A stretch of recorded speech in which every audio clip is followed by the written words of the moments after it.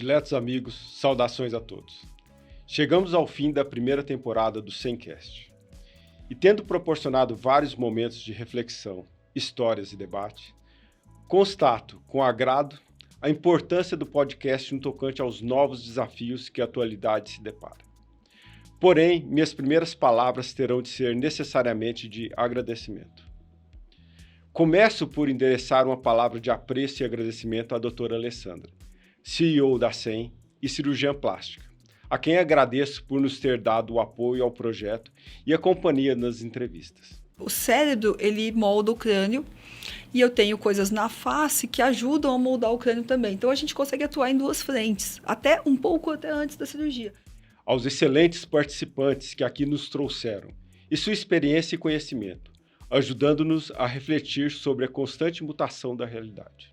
E as várias informações atualizadas que conseguiram nos dar em suas respostas. Você sabe, nós operamos até com as luzes apagadas e com concentração total. Então, nós somos artistas, entre aspas, e as nossas obras, elas não são vistas por ninguém, porque estão dentro da cabeça dos outros, por assim dizer. O osso é quebrado, mas ele encurtou, aí você põe esses pinos e conforme o osso vai soldando, você vai dando manivela aqui, ele vai alongando. Nossa, que coisa maravilhosa! Isso a gente está falando de 1974. Analise o perfil do seu paciente para ver se a senhora pode pegar esse paciente ou não. Tem determinados casos que é preferível a senhora não pegar.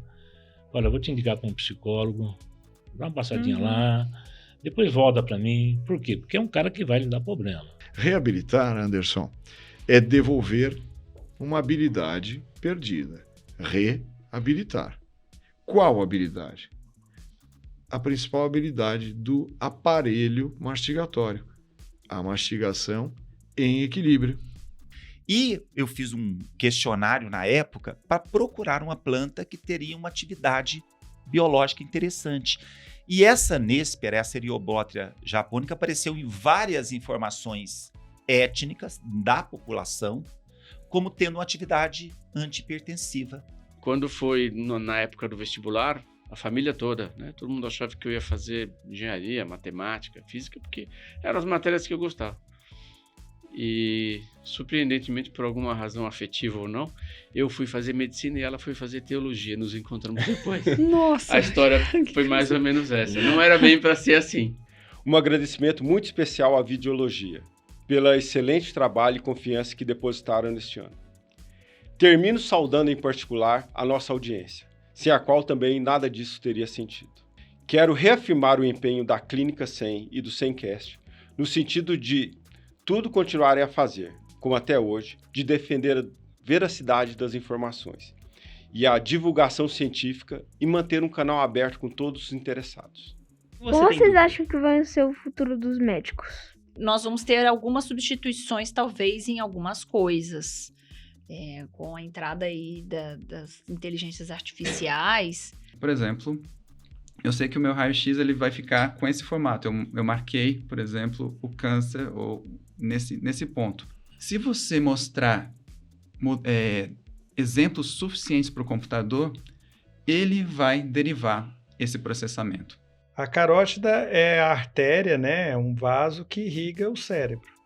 Então, assim, nós estamos falando do órgão mais importante do corpo, né? Mais até do que o coração. Uma diabetes diferente, que é extremamente mais rara, que seria essa MOD, que tem vários subtipos e acarreta numa função um pouco devagar, digamos assim.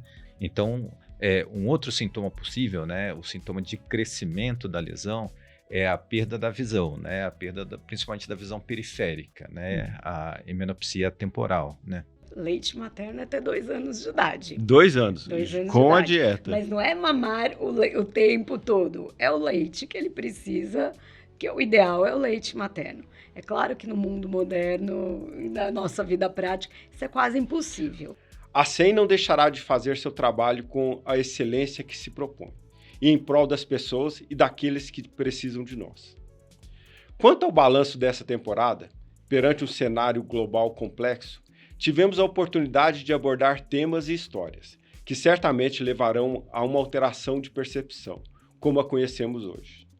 Então, a gente vai orientar em relação a não uso de chupeta, bicos artificiais, mamadeira, bico de silicone, porque vai causar uma confusão de bico que vai fazer com que a criança confunda a pega com o peito.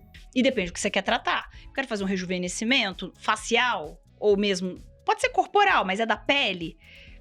Eu vou fazer micro, porque eu quero pontos menores, mais precisos.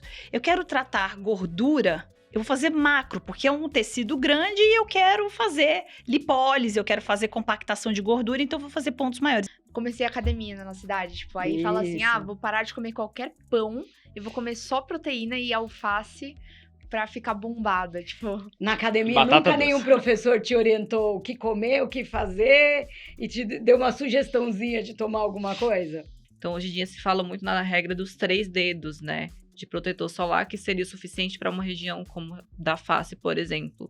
Isso sem contar com pescoço, colo, braço, que a gente está trabalhando com uma área muito maior. Aí já começa a aparecer probleminhas nos ombros, joelho, enfim. Já vai desbalanceando. Então, essa coisa da lombar, é pro idoso, é pro gordinho, é para quem não faz atividade física, não existe mais. Sempre vai achar que a gente tem o poder de milagres, assim, da alimentação de atingir aquele objetivo daquela pessoa, independente de qual que seja.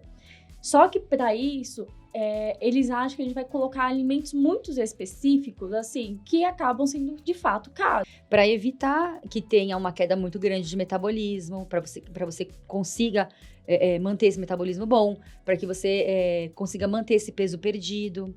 Então, ele vai usar o atalho, não vai fazer o que tem que ser feito, o resultado dele não vai ser mantido a longo prazo, então tem muitos problemas mesmo.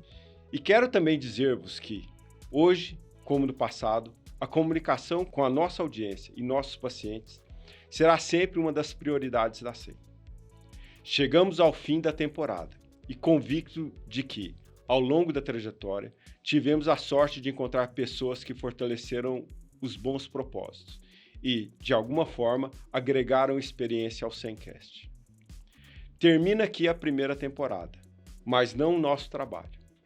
Espero sinceramente que o Semcast tenha sido mais um contributo para ajudar as pessoas e faço votos para que em breve estejamos em outra temporada, com novas histórias e novos desafios.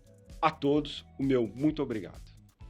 Qual é o seu objetivo com o Semcast? Porque o próprio Semcast é um avanço da tecnologia. Sem dúvida. Porque há 100, 200 anos atrás não ia ter um método, podia ter o rádio, mas acho que nem o rádio tinha direito. Igual eu falei no primeiro Semcast, isso não serve para tratamento de ninguém. É apenas um guia. Estamos à disposição para quem precisar. Tá? Primeira coisa é divulgação científica. A segunda as pessoas que vêm aqui são pessoas que a gente tem uma confiança no que vai estar falando. O que eu percebi, né? Hoje é muito simples quando você tem uma câmera em um celular e você pega, olha, toma chá de não sei o que vai melhorar a sua dor de cabeça. Qualquer um pode fazer um negócio desse, tá? O que eu percebi é que realmente, assim, a gente fazendo isso de uma forma mais séria, a gente pode combater esse tipo de informação.